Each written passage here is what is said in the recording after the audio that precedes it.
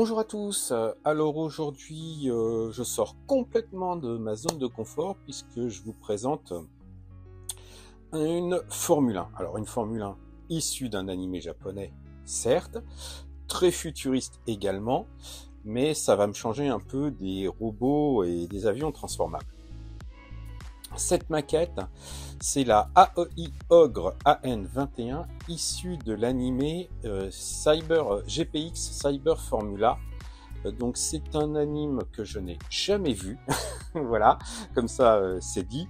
Ce que je sais, c'est qu'il date de 1991, qui raconte bien sûr les histoires d'un jeune pilote très talentueux qui va gravir les échelons. Enfin bon, le scénario un petit peu classique de ce type d'œuvre. Donc c'est un animé qui date de 1991, qui fait 37 épisodes. Il y a également 4 ou 5 OAV. Et c'est une œuvre originale, elle n'est pas tirée d'un manga. Donc il semblerait, d'après ce que j'ai lu, que ce soit l'une des licences non issues d'un manga qui ait fait le plus d'épisodes. Moi je suis un peu surpris parce que à ma connaissance, Macross 7 contient plus d'épisodes, a plusieurs OAV et également des films. Donc je prends un peu avec des pincettes cette information. Concernant le kit, alors comme je vous ai dit, je ne connais absolument pas l'univers, je ne connais absolument pas les mechas ou autres de cette série. Par contre, j'ai flashé sur le design de la voiture, et puis comme je vous ai dit, ça me changeait un petit peu de ce que je fais d'habitude. Ce kit, je l'ai acheté d'occasion sur le forum Cybermecha. Alors il arrive que parfois les membres du forum fassent du vide dans leur stock, et ça a été le cas là de Book, qui donc faisait un peu de vide, et je lui ai acheté deux kits. Je lui ai acheté celui-ci et un autre que je vous ai présenté puisque c'est le Tiger 3 de mémoire issu de Yamato. Je vous mets le lien là, je vous l'ai déjà présenté, je l'ai déjà monté et peint. Je l'ai acheté donc en même temps que ce kit là. Merci Book, je te remercie encore donc pour cette vente, et j'espère te faire honneur avec le montage de ce kit. Concernant donc le kit, il daterait de 2008, mais celui-ci est une réédition qui daterait de 2014. Alors pour ce que j'ai pu en voir, c'est que c'est une réédition avec une boîte différente, sauf que toutes les illustrations que j'ai trouvées, c'est exactement la même boîte. La seule chose qui change, c'est le numéro ici, donc le numéro de série ici qui change, et celui-ci correspond à donc la réédition de 2012. 2014, j'ai un doute, et c'est un autre numéro pour l'édition originale. Mais sinon, il n'y a aucune différence, même au niveau du contenu de la boîte.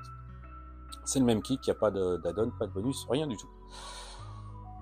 Puisqu'on est sur la boîte, vous voyez ici sur le côté l'ensemble des peintures nécessaires, donc avec les références Mr. Hobby. Donc un H avec un numéro derrière, je vais essayer de vous montrer un peu plus, voilà. Donc un H avec un numéro derrière correspond aux références Aqueous, par exemple H1, si je vous montre ici, voilà, ça correspond au blanc brillant. Et H2, si je l'ai, oui le voilà, hop, c'est le noir brillant. Et ainsi de suite. Ça vous dit également qu'il faut de la colle à maquette, et un outil type cutter, pince et pince à épiler ou pince Bresel pour manipuler les objets. L'illustration de la boîte montre donc le véhicule dans son hangar avec le pilote. Alors ce n'est pas le personnage principal, ça serait plutôt son antagoniste. Vous savez toujours, dans ces séries-là, il y a toujours le gentil qui grimpe, qui fait face à un gars qui est déjà plus confirmé. Au début, ils peuvent pas se saquer, et après, ils deviennent les meilleurs amis du monde. Bon, même si j'ai pas vu la série, j'imagine que ça se présente plutôt comme ça. C'est assez classique. Rien d'autre à dire sur la boîte. Si de ce côté-là, deux vignettes, donc qui sont issues de l'animé. Ici, le contexte en japonais de l'anime et du véhicule. Donc le véhicule appartient à l'écurie Aoi, je crois, si j'ai bien vu. Et oui, ça précise circuit mode parce que le véhicule, alors là je vous le mets un peu plus centré, voilà. Le véhicule en fait possède plusieurs modes. Ce kit là montre le circuit mode et il y a un autre mode où le dessus là, hop, je vais essayer de vous centrer un peu plus, excusez-moi, où le dessus s'ouvre pour mettre des réacteurs, enfin il y a une espèce de mode boost quoi. Voilà. Ce que je vous propose c'est de regarder maintenant la notice. Alors, concernant la notice, c'est une notice en accordéon noir et blanc. Ici, en japonais, anglais, français et allemand. Là, j'imagine que ça doit être du chinois. Les instructions de sécurité classiques. C'est un modèle qui doit être assemblé, ne pas mâcher, ne pas mettre au micro-ondes, et ainsi de suite. Sur la première page, on voit une vue du modèle fini et assemblé. Alors je précise ça parce que ça a sa petite importance. Donc avec tout le schéma de peinture, la liste des peintures ici, donc qui sont les mêmes que celles qu'on a vues sur les boîtes. Ici, les mélanges nécessaires. On voit qu'il y a certaines peintures qui sont pures et d'autres qui demandent des mélanges. Par exemple, cette espèce de couleur là qui correspond au bleu dominant. Donc il faut du bleu, il faut du rouge et il faut du blanc.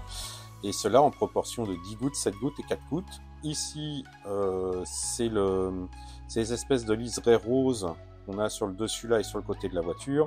Donc il faut donc du orange, alors pas rose, excusez-moi, orange fluorescent. Il faut également du bleu cobalt et un peu de blanc, donc en ratio de 10 pour 3 gouttes pour un peu. Voilà, c'est même pas en gouttes, c'est un peu. Donc voilà. Alors pourquoi je précise monter les peints? Parce qu'en réalité, durant tout le montage, il y a d'autres instructions de peinture sur des zones qui sont moins visibles. Et c'est pas forcément bien visible, vous le verrez par la suite. On a également les emplacements des décalcomanies et d'autres montages, enfin d'autres détails. Par exemple, là il précise que les cônes que l'on voit tout blanc, en réalité il faut les peindre en H9. Donc H9 de mémoire, c'est doré. Là derrière, H90, 90 c'est rouge transparent. Donc vous voyez, là c'est pareil, il précise la décalcomanie, il y en a deux au choix. Enfin, ouais. À bien étudier pendant le montage. Ici, ce que j'aime bien dans les notices Aoshima, c'est que bien souvent on a également des line art. Donc le véhicule, tel que présenté, le pilote, un écorché du véhicule. Donc là, vous le voyez en mode déployé, avec là les réacteurs les boosters, je sais pas comment appeler ça. Donc en mode fermé ici et en mode ouvert ici. Vous voyez, ça monte. Sur la page suivante, encore quelques dessins du dessous du véhicule, le tableau de bord, l'habitacle et les instruments de conduite. Et ensuite, on attaque enfin le montage. On commence par assembler, on va dire, les supports et les éléments de frein des roues avant. Alors, il y a 4 roues à l'avant, de la gauche et de la droite. Ensuite, on insère les pneus. Alors, ils disent bien de faire attention. Les pneus ont une forme particulière pour ne pas les mettre à l'envers. Ensuite, on attaque le corps principal du véhicule, donc le corps central. Donc, alors là, vous voyez, c'est ce que je disais, on voit des instructions encore de peinture qui n'étaient pas sur le modèle général. Donc les grilles, par exemple, là, noir à l'intérieur, blanc à l'extérieur. Là, ici, par contre, ils ne précisent pas de couleur, ce qui est assez bizarre. Donc, j'ai vu des vidéos, certains le font en noir, d'autres le font en version métallique. Ensuite, on met les axes des roues. On y fixe donc les étriers de frein, si je puis dire, et les triangles supérieurs et inférieurs, donc 2 fois, puisqu'il y a 2 roues à l'avant, comme je vous disais, il y a 2 paires de roues à l'avant. Ensuite, on fait la même chose pour l'arrière, à savoir donc le disque de frein, un petit polycap, parce que les roues sont mobiles, et une pièce de fixation. Pareil, faire attention à mettre les pneus dans le bon sens. Et la même chose, la traverse, enfin l'axe qui est, vous le verrez, métallique, le triangle supérieur inférieur, et on y insère le disque de frein. Ensuite, on attaque la partie, on va dire, supérieure qui ira se fixer sur le corps qu'on vient de monter. Donc là, il est à l'envers, donc avec différents éléments à insérer. Donc comme ils disent, hein, regardez les instructions de peinture pour chaque détail. C'est-à-dire que là, ils donnent les couleurs générales, mais après, si on veut regarder les trucs dans le détail, il faut se référer à l'autre page. Ici, après, on fait justement les moteurs, enfin les espèces de boosters là. Donc les cônes à l'extérieur, la grille devant. Ensuite, on attaque l'habitacle, donc avec les détails de peinture, le volant, enfin, plein de détails à peindre. Vous voyez, comme je vous le disais, hein, bien qu'on ait un schéma de peinture général, là, durant le montage, on voit bien, là, ils disent, alors pour ça, il faut du 173 et du 1. Alors là, il faut que je regarde. Alors 1, ok, pas de problème, ça c'est le blanc. Et le 173, je sais plus quelle couleur, si c'est pas orange ou quelque chose comme ça, fluorescent. Enfin, faire des effets des espèces de feux latéraux. Je sais pas trop. Ou vert peut-être, je sais plus. Enfin bref, il faut faire attention lors du montage à d'autres instructions. Vous voyez, c'est pas du tout coloré, mais il faut bien faire attention qu'il y a des instructions pour les peindre. Ensuite, le nez du véhicule, donc avec les éléments qui viennent boucher par le dessous. On rajoute des éléments sur le dessus. Et pareil, hein, là, schéma de peinture. On fixe le nez à l'avant du véhicule. On met les moteurs ainsi qu'une pièce à l'arrière de l'habitacle sur le dessus, après avoir peint l'intérieur ici. Des petits ailerons. Ensuite, le personnage. Alors, il y a bien un schéma pour le montage. Donc là, ça tresse derrière la tête, et là, quand il est au format pilote. Ils disent d'ailleurs qu'il faut couper les doigts si on l'utilise pour la conduite, enfin s'il tient le volant. Ensuite, on monte donc les différents éléments que l'on a montés précédemment, à savoir donc le nez, la partie centrale, on y fixe les roues, la partie supérieure là qu'on vient de monter, on y ajoute le siège et la vitre. Et encore là, comme je vous disais, il faut faire attention, le siège là il est pas peint, mais on voit ici c'est bien indiqué qu'il faut le peindre en H12, c'est du noir mat. La verrière H93, donc 93 il me semble que c'est bleu transparent. Donc voilà. Et qu'est-ce qu'ils disent aussi là? Alors il faut d'abord fixer l'ensemble là avant de fixer le siège. D'accord? Donc c'est pas très compliqué à monter, mais il faut faire attention aux différentes instructions. Ensuite, sous la voiture, on a des petits éléments qui viennent se mettre. Donc ça là, ça correspond à ça. Et d'après ce que je vois, il y a deux modes a priori. Il y a un mode circuit mode et un mode Mirage Turn mode. Mais je pense que Mirage, ça doit être quand les espèces de moteurs se soulèvent, hein, là ici. Et donc, je vois pas trop l'intérêt de le mettre en mode Mirage. Je ferai des recherches, mais je pense que ça doit... Ouais, c'est bizarre. Qu'il laisse le choix là, alors que pour tout le reste, il n'a pas de possibilité de choix. À la fin, alors c'est bizarre qu'on l'ait à la fin. Oui, c'est même bizarre parce que c'est marqué merci de confirmer que l'ensemble est complet avant d'assembler. Là, c'est ce qui a marqué au-dessus, là, vous voyez là. C'est assez amusant. Donc ils nous mettent les grappes à la fin du montage, mais il faut tout vérifier avant de monter. Ouais, c'est ouais. Et d'ailleurs, ça, je remarque qu'il n'y a pas de schéma de montage non plus pour le pilote. C'est bizarre là. Franchement. Donc sinon, vous avez l'ensemble des grappes, hein, comme je vous disais. Très peu de pièces qui ne sont pas utilisées. Et ici, un bon de commande si vous êtes au Japon pour commander les pièces manquantes. Et en parlant de pièces, on va voir ça ensemble. Alors, l'avantage d'avoir un kit acheté d'occasion, c'est que, l'avantage pour vous, c'est qu'il était déjà ouvert, donc je vais pouvoir vous présenter donc les pièces un peu plus en détail. On va commencer par les personnages, enfin le personnage. Donc comme je vous disais, il existe en deux modes, soit debout en pause, voilà, soit en mode pilote. Donc déjà la première chose qu'on constate, c'est qu'ils sont à deux échelles différentes. Alors j'ai oublié de vous préciser, oui en effet, le véhicule est au 1/24e, si je me trompe pas, je vérifie quand même, hein, pour ne pas vous dire des bêtises. Donc le véhicule est au 1/24e, donc ça, cette figurine-là est au 1/24. Et j'en déduis, par rapport à la différence, et également parce que j'ai fait d'autres figurines de chez Max Factory, que celle-ci, elle doit être, je pense, au 1/20e. Voilà. Par contre, l'autre point, bah, vous l'avez un peu deviné en voyant que je la manipulais. Voilà, hein, c'est du plastique bien mou. Donc, bah, ça va être une galère à travailler, ne serait-ce que poncer les lignes de moulage.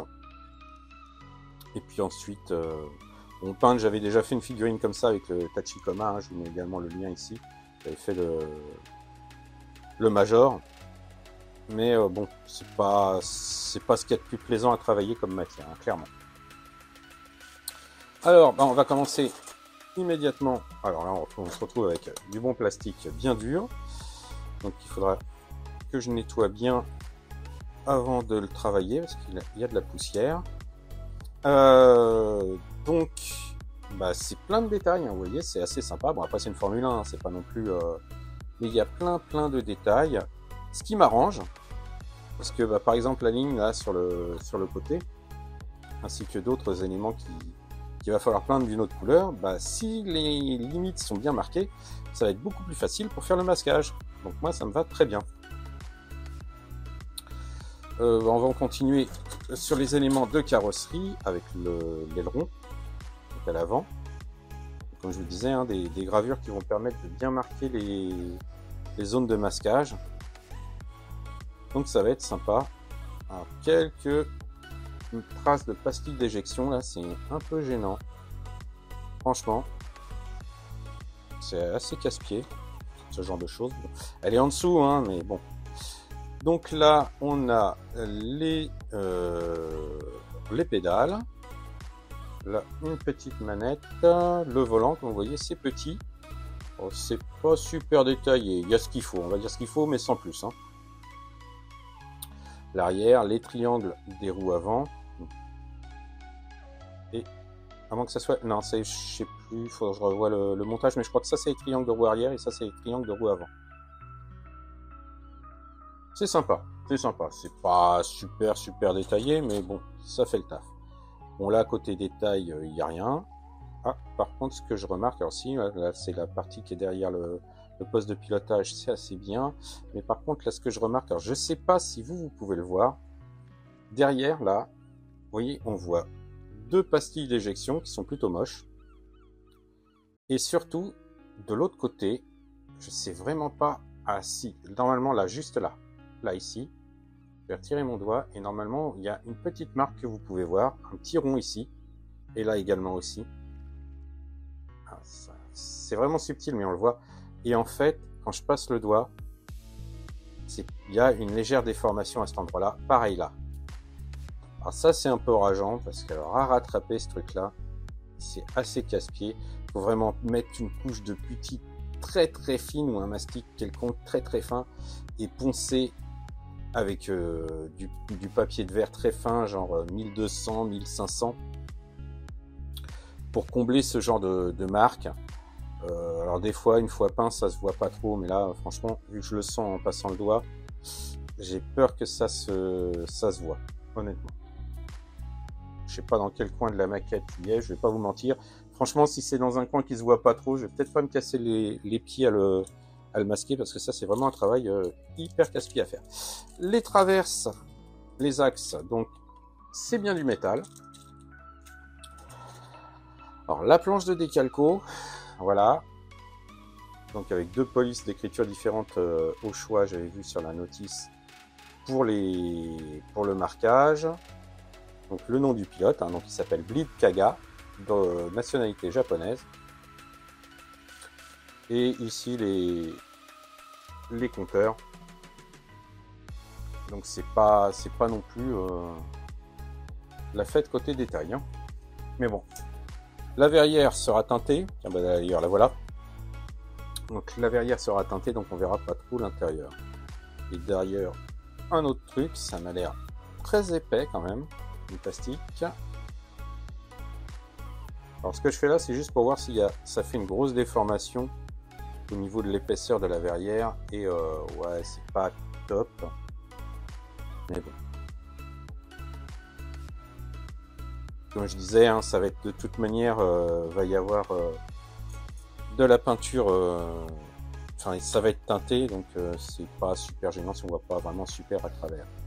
Alors d'autres pièces ici, alors ça c'est une grappe qui est en double, voilà, puisque on a les éléments là, donc ça c'est ce qui va boucher l'aileron à l'avant. On a les disques de frein. Alors les disques de frein, j'aimerais quand même vous les présenter, parce que mine de rien, il y a quand même du travail de moulage. Alors c'est pas grand chose, hein, c'est juste les traces de vis là, sur tout le tour, mais c'est sympa.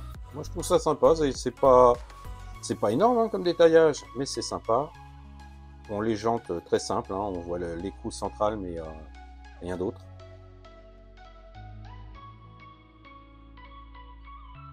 Là les cônes, ah bah pareil. Alors attendez, je vérifie. Ouais, regardez là.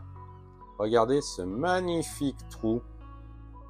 Juste vérifier s'il y a le même. Alors attendez, peut-être que je râle pour rien. Non, non, non, non, je râle pour rien. Je râle pour rien. Il y a exactement les mêmes sur l'autre. Et en plus, il y a un détrompeur de l'autre côté. Donc c'est pas une erreur de moulage. C'est pas une erreur de moulage, c'est juste que ça doit faire partie du kit. Hop.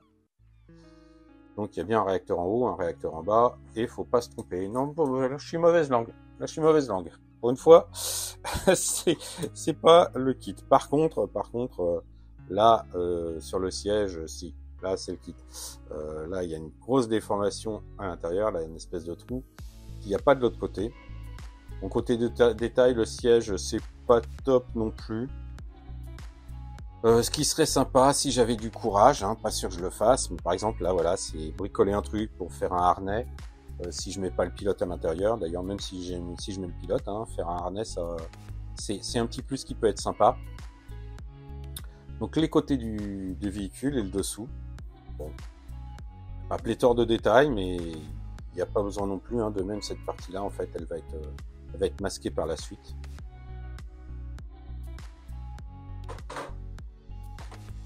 Alors, encore des éléments de carrosserie.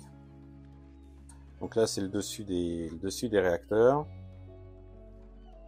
Et là, des espèces de grilles d'entrée. Alors, comme on voit, alors je sais pas si vous le voyez, mais c'est texturé.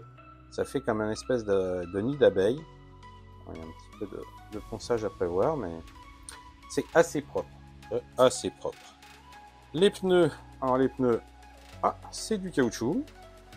Bon, je fais semblant d'être surpris, hein, je l'avais déjà ouvert le kit, donc je savais que les pneus étaient en caoutchouc. Par contre là, il y a une belle ligne à estomper. Alors je pense qu'au papier de verre, en plus ça fera un effet un peu usé. J'en ai vu un qui mettait ça sur une espèce de mini perceuse. Et il passait son papier de verre dessus pour l'user et retirer cette ligne là. Bon, alors, bah ça a l'air bien sympa tout ça. Comme je dis, hein, je crois que ça sera la deuxième voiture que je fais. Hein. Alors, pour être tout à fait honnête, en réalité troisième. Mais la première dont je vous parle, c'est une voiture que j'ai faite quand j'étais adolescent. Et encore, c'était une Formule 1, une Ferrari. Et il y avait beaucoup de métal dedans.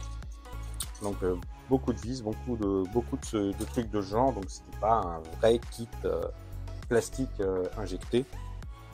Et l'autre, c'est l'Austin Mini que j'avais fait aux couleurs Macros.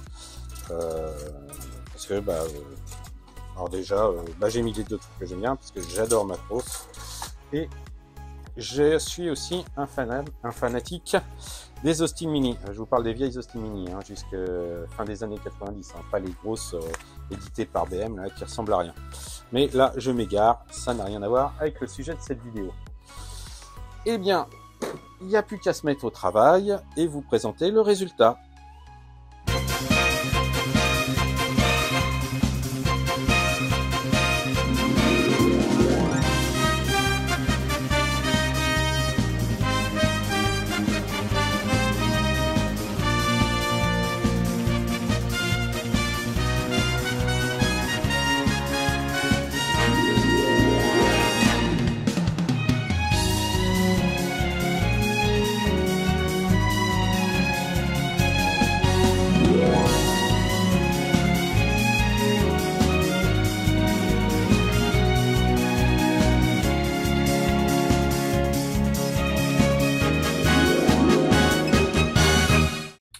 Et bien voilà, ça y est, c'est terminé. J'ai fini cette voiture, cette Aoi Ogre AN21, donc issue de l'anime Future GPX Cyber Formula.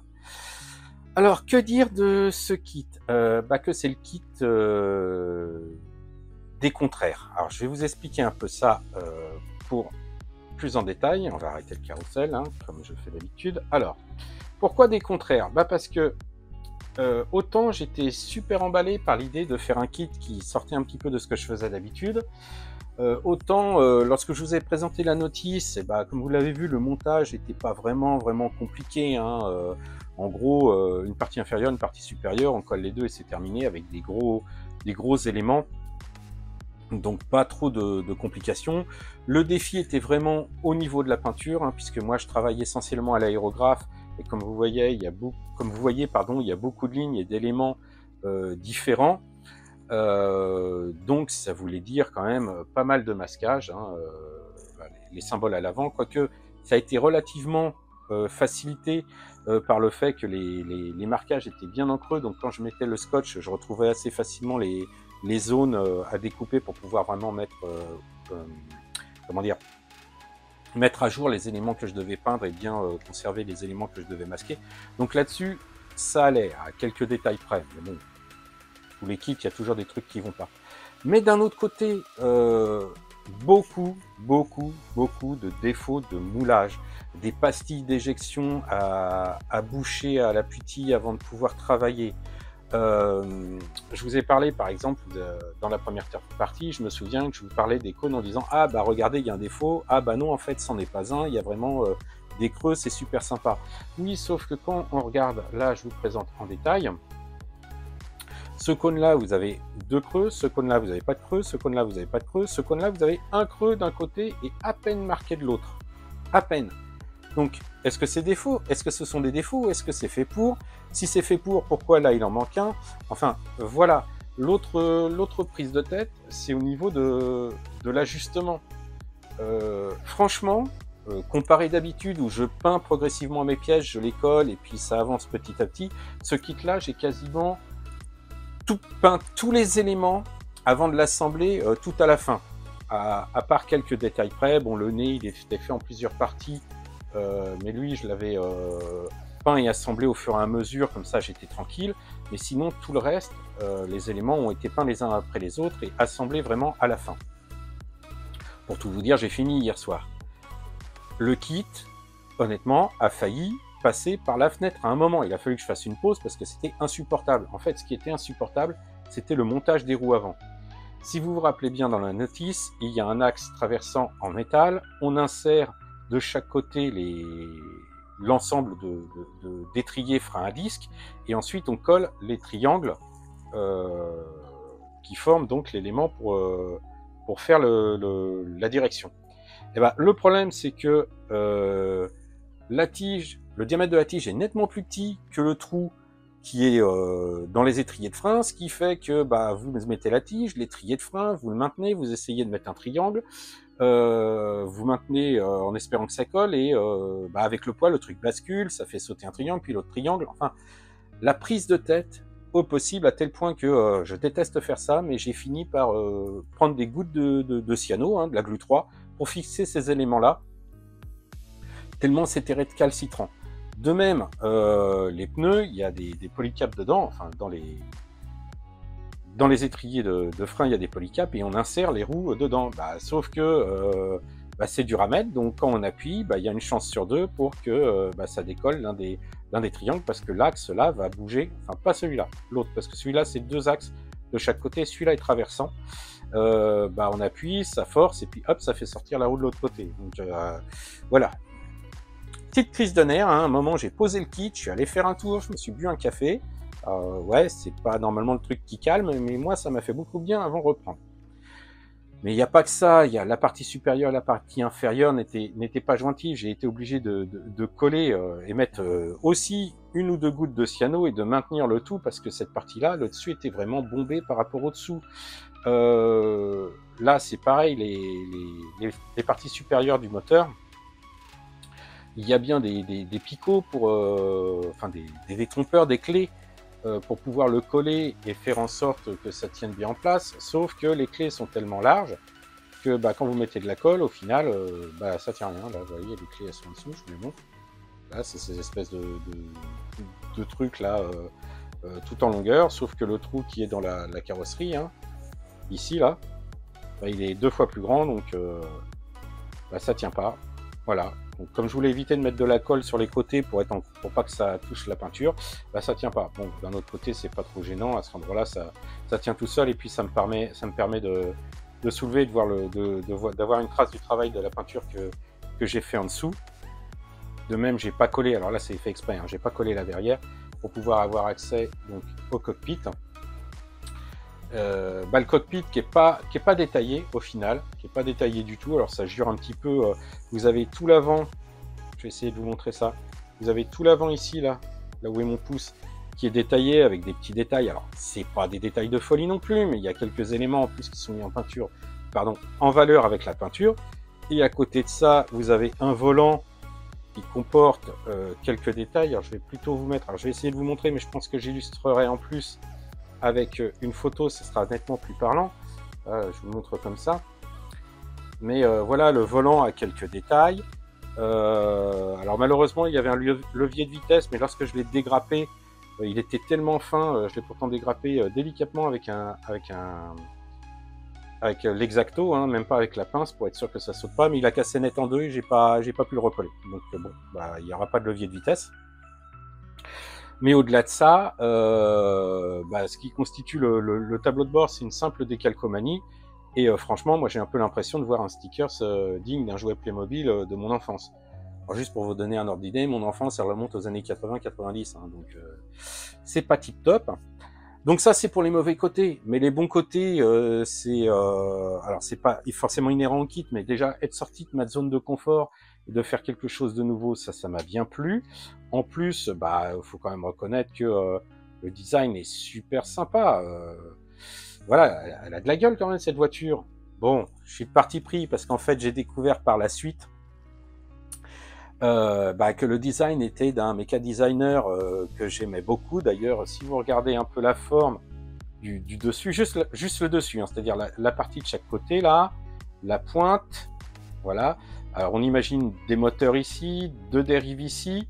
Pourquoi pas vous rajouter des petites ailes là de chaque côté, 2 petites ailes là de chaque côté, et vous avez quasiment le VF4 de Macross Flashback. Et pas étonnant puisque il semblerait que le designer de certains des véhicules de cette série, ça soit Soji Kawamori. Donc, alors je vous mettrai une photo donc du VF4 et de la pièce toute seule. Et franchement, moi, ça m'avait vraiment pensé à ça. Et sachant que c'était Kawamori qui avait designé les deux, après, ça m'étonne plus tellement. Donc, le design de la voiture, je l'aime beaucoup. Les couleurs, bien que je sois daltonien, je vous le rappelle, je les aime beaucoup. Le travail, justement, tout le travail de masquage, parce que je travaille essentiellement à l'aérographe, ça a été un défi, donc super intéressant à faire. La notice comporte des erreurs, puisque le mélange de peinture pour faire l'espèce de rose fluo que vous avez là sur tout le tour, et eux ils disent qu'il faut mélanger de l'orange fluo, du bleu je crois, ou du violet, du bleu cobalt, voilà, donc du bleu violet, et un petit peu de blanc. Évidemment, si vous prenez de l'orange, vous n'obtenez absolument pas cette teinte-là. En fait, c'est du rose fluo qu'il faut. Donc voilà, il y a une erreur dans la notice. Mais bon, c'est pas super gênant.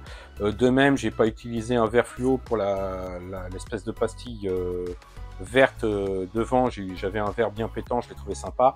Et de chaque côté, normalement, c'est de l'orange fluo. J'ai pas voulu le faire l'orange fluo. Moi, j'ai fait donc une couche d'aluminium et en dessous et au-dessus, pardon, du orange transparent. Voilà, la verrière bleu transparent, enfin voilà, pas non plus des trucs super techniques, super complexes, mais voilà, je trouve qu'au rendu, c'est assez sympa. À savoir que Aoshima réédite ce kit en ce moment même. Alors, c'est une nouvelle édition, hein, donc faut comprendre qu'en fait, c'est exactement la même boîte, même pièce. Les erreurs, par contre, dans la notice est légèrement différente, j'ai pu la voir. Elle est un peu plus détaillée. Par exemple, dans la notice d'origine, on nous explique comment monter ça, mais on n'a pas le schéma de peinture à ce moment-là Or, il est présenté sur la notice, la nouvelle notice, et la fameuse erreur de mélange de peinture que je vous ai indiquée à l'instant est corrigée dans la nouvelle notice.